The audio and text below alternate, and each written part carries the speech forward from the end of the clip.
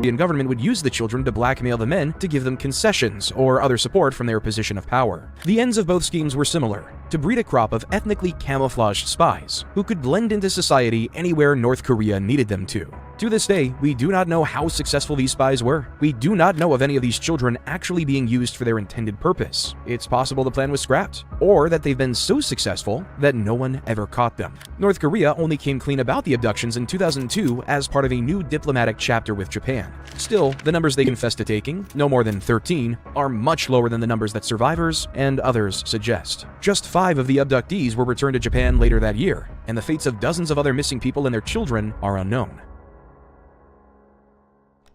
Rangoon bombing. North Korea's criminal behavior seemed to get worse in the 1980s, perhaps reflecting the newfound influence of Kim Jong-il. 2 horrendous terrorist attacks on foreign soil shocked the world in that decade, and increasingly isolated the DPRK. The first was an attempted assassination of the South Korean President Chun Doo-hwan during a visit to Rangoon, modern-day Yangon, in Burma. On the 9th of October, 1983, Chun, along with a host of other South Korean officials and advisors, was due to attend a wreath-laying ceremony at the Martyrs' Mausoleum, dedicated to several Burmese national heroes. At 10:25 a.m., just before the ceremony was due to start, a bomb hidden in the building by North Korean agents exploded. The blast destroyed the memorial, killing 21 people and wounding 46. Among the dead were several high-ranking South Korean officials, including the foreign minister and the deputy prime minister, along with journalists and Burmese civilians. Luckily for President Chun, his car had been caught up in traffic, and he escaped unharmed. North Korea was an obvious suspect, and police quickly identified 3 North Korean military officers who had secretly entered Yangon and received a package from a North Korean diplomatic mission, which was later found to have been explosives. Police closed in, but the suspects did not go easily. One suspect was killed in a firefight with police after taking down 3 police officers. The remaining 2 were captured after attempting to kill themselves with a grenade. One of these men, Kang Min-chul, avoided the death penalty by confessing the details of the crime and implicating the regime. The Rangoon bombing shattered North Korean relations with multiple countries, especially Myanmar, who were appalled that they would attempt not only to murder the leader of South Korea, but to do so at a sacred site within a neutral country. 1987 Korean Air Flight 858. The second and far worse crime occurred 4 years later aboard South Korean Air Flight 858. On the 29th of November, 1987, 2 North Korean agents working on Kim Jong-il's orders boarded Flight 858, using false Japanese passports and speaking Japanese taught to them by some of the captured Japanese citizens. The plane was flying from Baghdad to Seoul, with several stopovers in between. The agents secretly planted an explosive device disguised in an electronic radio in the luggage storage above their seats, then left the plane when it stopped over in Abu Dhabi. The plane continued on its journey, unaware of the deadly package it carried. A few hours later, the bomb detonated over the Andaman Sea in Southeast Asia, killing all 115 people on board. The agents tried to flee through the Middle East, but were caught in Bahrain. They both tried to commit suicide, but only one succeeded. The survivor, a woman named Kim Hyun-hwae, was detained and quickly linked to the attack. Investigation and interrogation soon revealed the truth. Kim Hyun-hwae had been taken from a young age and forced through North Korea's spy program, trained to be completely loyal to the regime. Kim Jong-il personally ordered her and her partner to bomb the plane to scare South Korea and frighten people away from the upcoming 1988 Olympics in Seoul. For her part, Kim Hyun-hwae was sentenced to death, but she was pardoned by the South Korean government, who argued that the indoctrinated girl was as much a victim of the regime as anyone else. It was a controversial decision, and Hyun-hwae lives with constant security out of fear of revenge from the victims' families or the North Korean government to this day. She has since denounced the regime and appears to be genuinely remorseful, but the decision to let her off the hook has angered many people. The murder of 115 people aboard Flight 858 was one of the most egregious acts of violence committed by North Korea since the Korean War. The international community was outraged, and the US officially declared North Korea a terrorist state. Of course, North Korea officially denies that it had anything to do with it, but the evidence against them is unquestionable. Mega projects. Clearly, the 1980s were a decade of external problems. Pyongyang tried to distract from these issues by funding massive internal projects to placate the people. Some of these projects were genuinely useful, others were mere exercises in vanity, and some turned out to be miserable failures. The Nampo Dam on the west coast of the country was the great internal achievement of the decade. Built between 1981 and 1986, this massive $4 billion tidal barrage separates the Taedong River from the Yellow Sea. It prevents seawater contamination of the river, allowing it to be used to supply water for human, industrial, and agricultural needs. It is undeniably a feat of engineering and is still a proud icon of regime propaganda. and a popular tourist destination to boot. But while the Nampo Dam had a purpose, the Juche Tower did not. The Juche Tower is a 560-foot-tall monument to the regime's ideology in Pyongyang. It makes for a pretty sight, and it was an impressive 70th birthday gift to Kim Il-sung. But it was little more than a monument to the cult of the Kim Dynasty. Then again, at least it was completed, unlike Pyongyang's other flagship 1980s project, the Rugyong Hotel.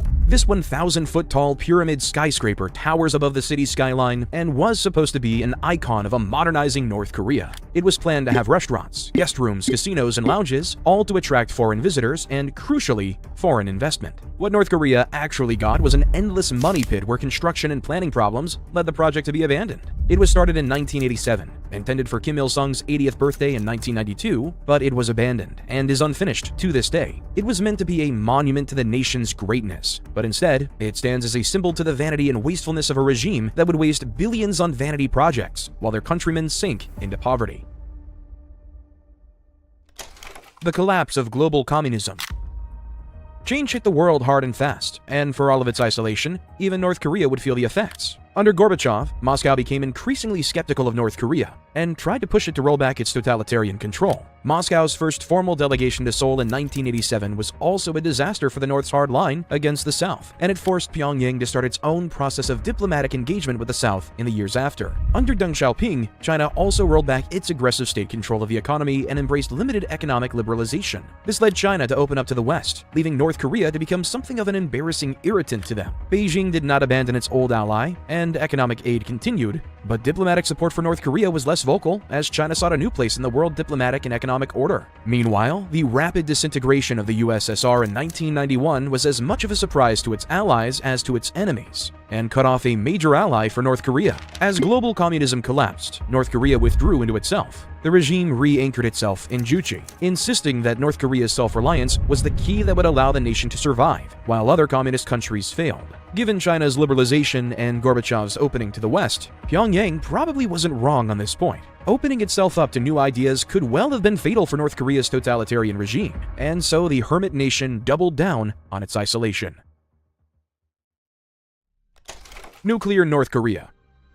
The increasingly rogue North Korea sought protection in nuclear weapons. But even there, the new realities of world politics were clear. The North had been eyeing nuclear technology for decades. It had nuclear power plants, largely thanks to Soviet support, but it was still a long way from making nuclear weapons of its own. In the 1990s, the US began putting increasing pressure on North Korea to open up its reactors to international inspectors. In theory, North Korea's interest in nuclear technology was purely for energy purposes. The loss of fuel supplies and subsidies from the USSR had compromised the country's energy sector, but the risk of them repurposing it for nuclear weapons was obvious. Better, Washington argued, to stop them before they can repurpose that material into weapons than wait for them to do it. When the North suddenly withdrew from the International Nuclear Non-Proliferation Treaty in March 1993, it triggered the first global nuclear scare of the post-Cold War world. There were talks of nuclear war, and a North Korean diplomat threatened that his nation would, quote, turn Seoul into a sea of fire. Like every North Korean nuclear scare, the boasting came to nothing. They didn't have the will or weapons to follow through. Furthermore, a U.S. delegation led by former U.S. President Jimmy Carter arrived in 1994 and managed to convince Kim Il-sung to scale back the nuclear program if the U.S. agreed to provide safer, non-weaponizable alternatives for the DPRK's energy needs. For a moment, it looked like North Korea's path might change. The world had forced a readjustment. The DPRK had agreed to international help, and Western help at that, for a critical part of its economy. Even better, Kim agreed to host a meeting with the South Korean president in Pyongyang in late July 1994, an unprecedented diplomatic gesture. It was a glimpse of hope,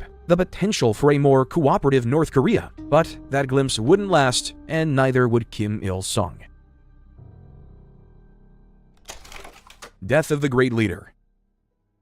Just before noon on the 7th of July, 1994, 82-year-old Kim Il-sung collapsed at his private residence in Gyeongsang province. He'd suffered a massive heart attack. The best doctors in the country were flown in to help him, but in the early hours of July 8th, the great leader of North Korea was declared dead. The state had secretly been preparing for his death for years. Arrangements for national announcements, public mourning, and an elaborate funeral were already in place. Still, tradition demanded that his death only be announced 34 hours later. Every North Korean remembers where they were when they heard the news of his death. Neighbors gathered around the only TV in the street to hear the news. Students were called together so the announcement could be made to the whole school. Production lines halted as the news spread through the factories. The 34,000 statues of Kim Il-sung dotted around the country became pilgrimage points for a nation consumed with grief. From the outside, the outpouring of grief for Kim Il-sung's death seems bizarre. Was it all for show? A performative act by people who knew they could be punished for not seeming sad enough? Or was it all genuine? A sign of the thorough brainwashing that North Korea had been subjected to by Kim's regime for the last 40 years.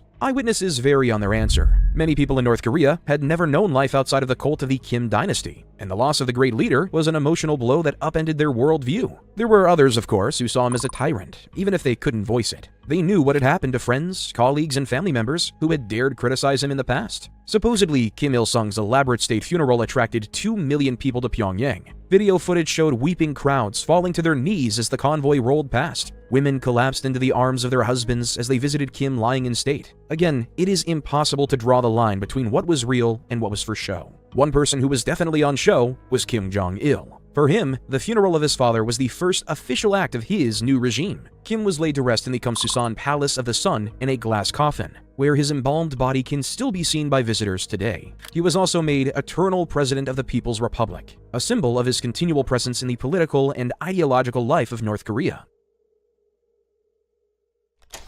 Reflecting on Kim Il-sung.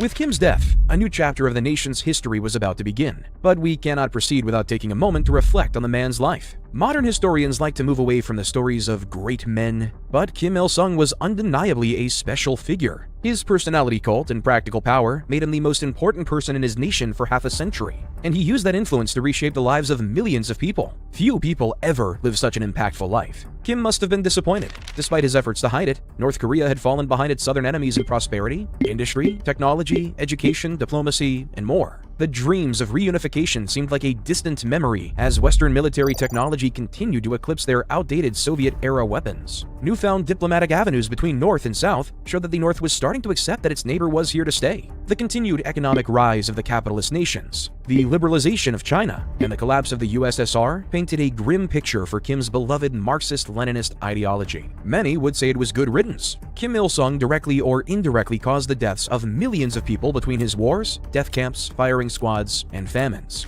For every person shedding a tear in the streets of Pyongyang, there were probably many more around the world celebrating the demise of one of the century's most brutal dictators. But if anyone hoped that the great leader's death would improve things in North Korea, they were about to be sorely disappointed. The reign of Kim Jong-il. The legend of Kim Jong-il.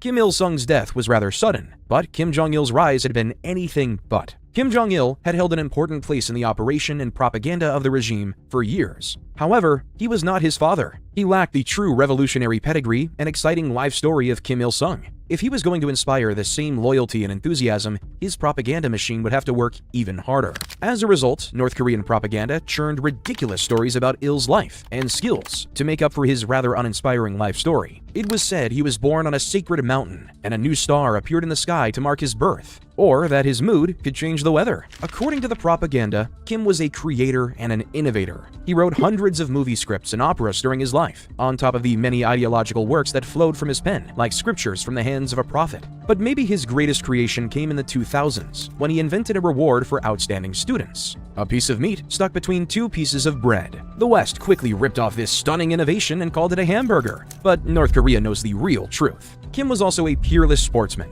During his first game of bowling, he hit a perfect 300. Then, of course, there was his legendary golfing talent. Kim hit 11 holes in one in his first round of golf in Pyongyang, and he was so good that he decided to never play again. Why would he need to, when he was already the best in the world? Even his toilet habits were mythologized, or his lack thereof. According to the government, Kim Jong-il never needed to use the toilet, or attend to the basic bodily needs that mere mortals dealt with every day. It's likely that North Korean propaganda is bending the truth a little bit. In reality, very little is known about Kim Jong-il's private life. He possessed multiple mistresses and had at least 6 children, although more might have existed out of public view. Despite his image as a staunch North Korean patriot, his undying love of Western films was a poorly kept secret of his private life, and one of the only things we really know about his life behind closed doors. The propaganda made the new Kim out to be extraordinary, but reality was ready to put that to the test. The North Korean famine.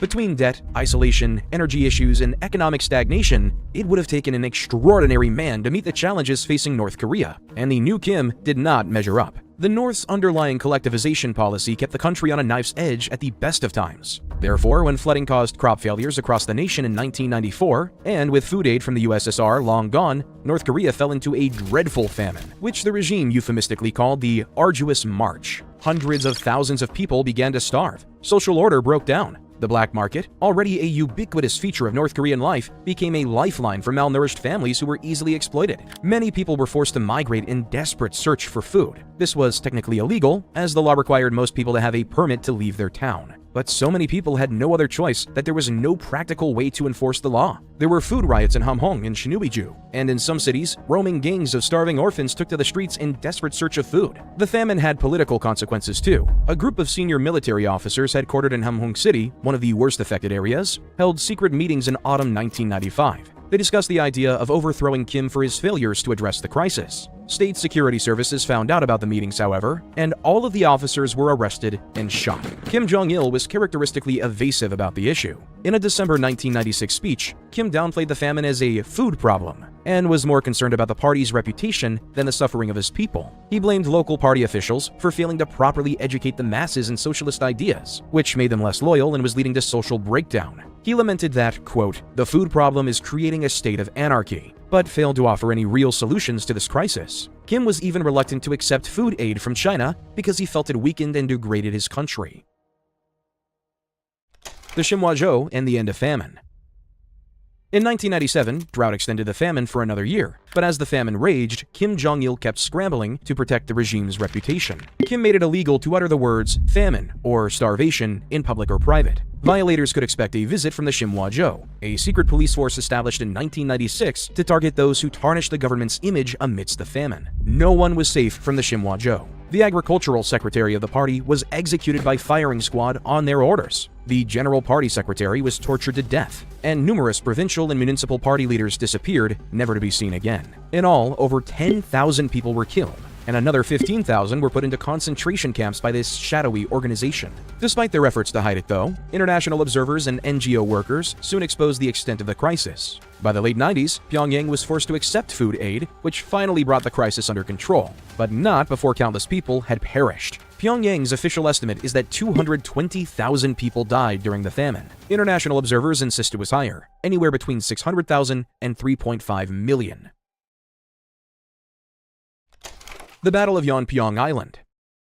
The famine might explain one of the biggest skirmishes between North and South since the armistice. North Korea was always unhappy with the armistice's naval boundary that gave South Korea control over several islands and valuable fishing spots in the Yellow Sea. With North Koreans starving, those fishing grounds looked awfully tempting to the regime. In June 1999, North Korea sent out small fleets of patrol and fishing boats across the naval boundary near Yeonpyeong Island. Naturally, South Korea responded with their own patrols, but neither side wanted to restart the war over some fish. For several days, North Korean ships would cross the boundary, antagonize the South Koreans, and then retreat back. Each time, both sides sent a few more ships, and started to bring in heavily armed torpedo boats to intimidate their opponents. After a week of this, South Korea launched a bumping offensive. Basically, the ships started ramming each other. This carried on for a few days and ships on both sides were damaged. It was risky, since accidentally sinking a ship could make things worse, or one of the military ships could panic and turn it into a shooting offensive instead. Unfortunately, that's exactly what happened on the 15th of June. A North Korean patrol boat panicked after being surrounded by South Korean ships and opened fire with its cannons. The South Koreans shot back, and for 15 minutes, the war was back on. In the end, one North Korean ship was sunk, and 5 others were badly damaged. At least 17 North Korean sailors died, but the South Koreans only had a few minor injuries. The North Koreans limped back to safety. The Battle of Yeonpyeong Island was over, but the peninsula braced itself for the consequences and a potential restart of the war. Fortunately, nothing came of it. North Korea had learned its lesson for now. North Korea propaganda told the people that they had won a tremendous victory and sunk at least 10 South Korean battleships, and then quickly buried the event. Songun. The Battle of Yeonpyeong Island was a poor showing for the DPRK, which must have stung for Kim Jong-il. Although he never served on the front line himself, Il was obsessed with the military. He had been appointed to the Military Commission in 1980 and had been made Supreme Commander of the Korean People's Army in 1991. giving him years of prior experience overseeing military affairs. Kim's enthusiasm for the military was expressed through his ideal of Songun, or military first. Kim placed the military at the center of public life, ramping up military propaganda and placing its needs at the top of government priority lists. By Songun's logic, it was the military, not the common people, who acted as vanguards for the revolution, and it was they who were the key to North Korea's long-term survival. The military became the model for all of society. Military discipline, obedience, and loyalty were to be emulated by all people in all aspects of North Korean life. Propaganda re-centered the soldier and cast all citizens as soldiers in the endless war against the DPRK's enemies.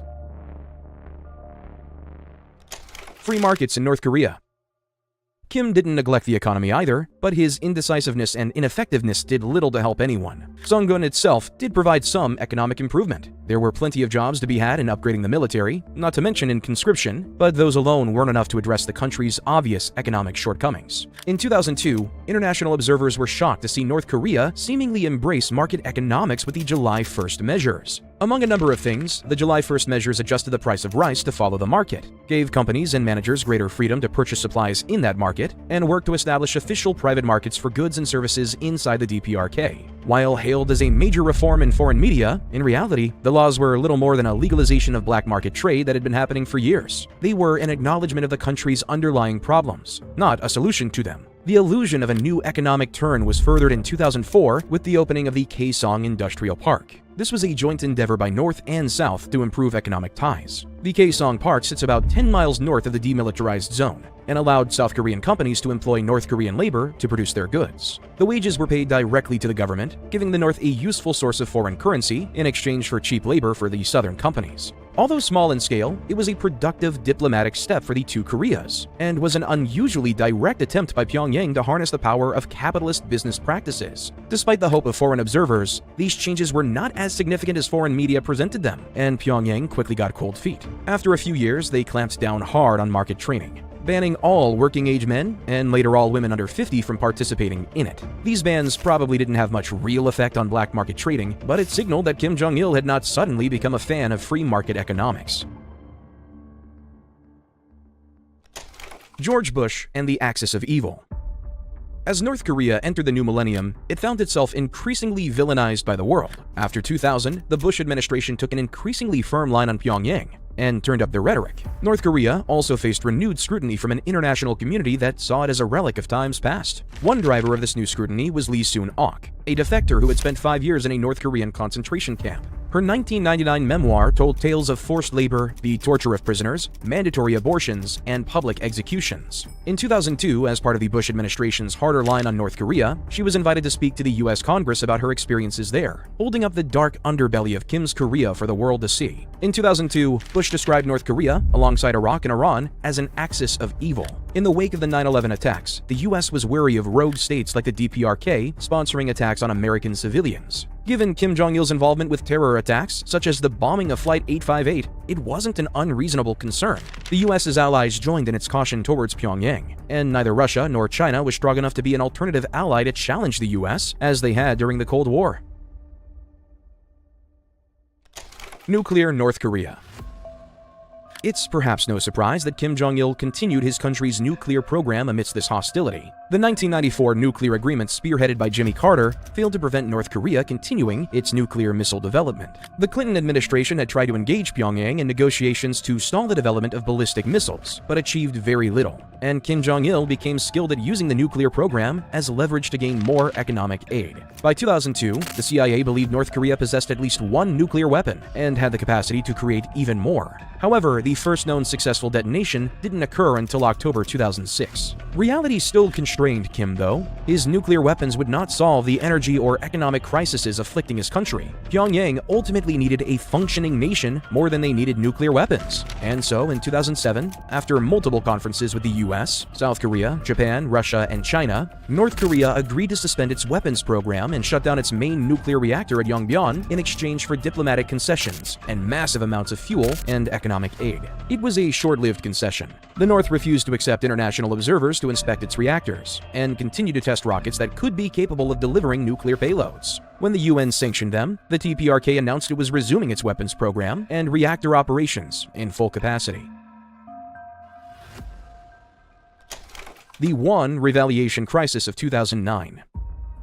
The biggest stumble of Kim's regime probably came with the disastrous money reforms in 2009. That year, Pyongyang had the bright idea of reforming the currency. It was standard fare for a communist regime, announced that all existing banknotes will be taken out of circulation and made worthless, and people have a short window to exchange them for new banknotes. However, Pyongyang set daily limits on how much currency people could exchange, which meant that most people would lose money by being unable to convert it in the short time frame. This was intentional. The regime wanted to reduce the money supply to reduce inflation, while wiping out illegal savings made by black marketeers and other criminals. The end goal was for the new 1 won to buy as much as the old 100 won. But economics is not that simple, especially not with Kim Jong-il at the helm. It seems that Kim Jong-il felt the reforms would punish loyal workers. After all, why should they lose money under the reforms? He had a solution. Every government employee, which meant almost everyone in the country, would keep the same numerical wage after the reforms as before. Of course, since 1 won would be worth 100 times more after the reforms, Kim was basically increasing nearly every wage in the country by 10,000%.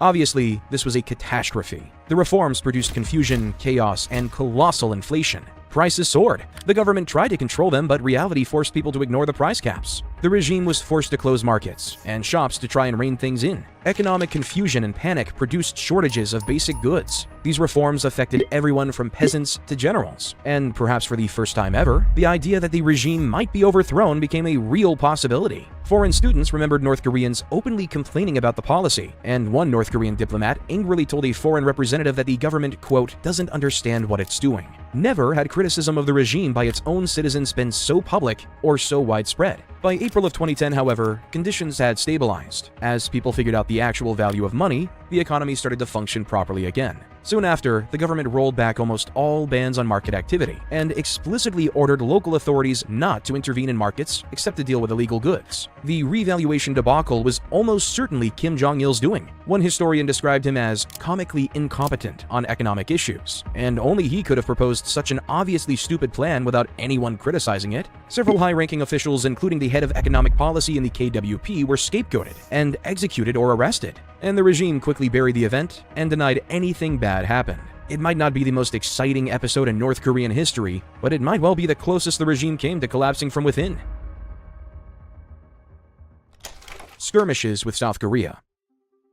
Internal problems did not stop North Korea creating external problems for itself, though. Kim apparently hadn't let go of the dispute over fishing grounds in the Yellow Sea that had spilled over into skirmishes early into his reign. North and South again exchanged fire over fishing rights off Daecheong Island in November 2009, resulting in an uncertain number of North Korean casualties. Given the tension in the area, it was natural for South Korea to keep ships nearby. One of those ships was the ROKS Cheonan. On the night of the 26th of March 2010, the Cheonan was suddenly rocked by an explosion. The shocked crew scrambled to save her, but within 10 minutes, the ship had broken in half and sunk just off the coast of Baekneung Island. 46 of its 104 crew drowned. South Korean officials scrambled for an explanation. There were no reports of conflict or North Korean ships in the area. An extensive investigation eventually determined that a North Korean torpedo had detonated beneath the ship.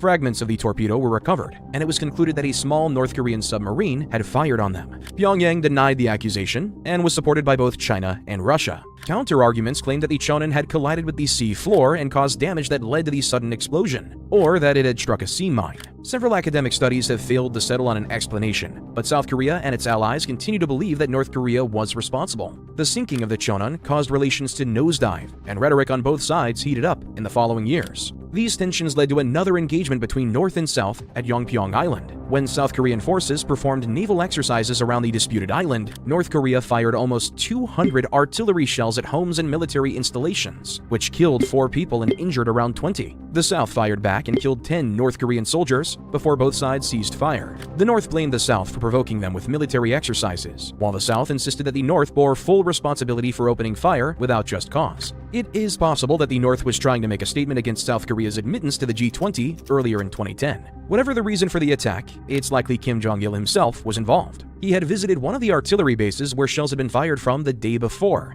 and such a blatant provocation would have needed high-level approval. But if Kim Jong-il really was committed to armed provocation, then South Korea was about to catch a lucky break.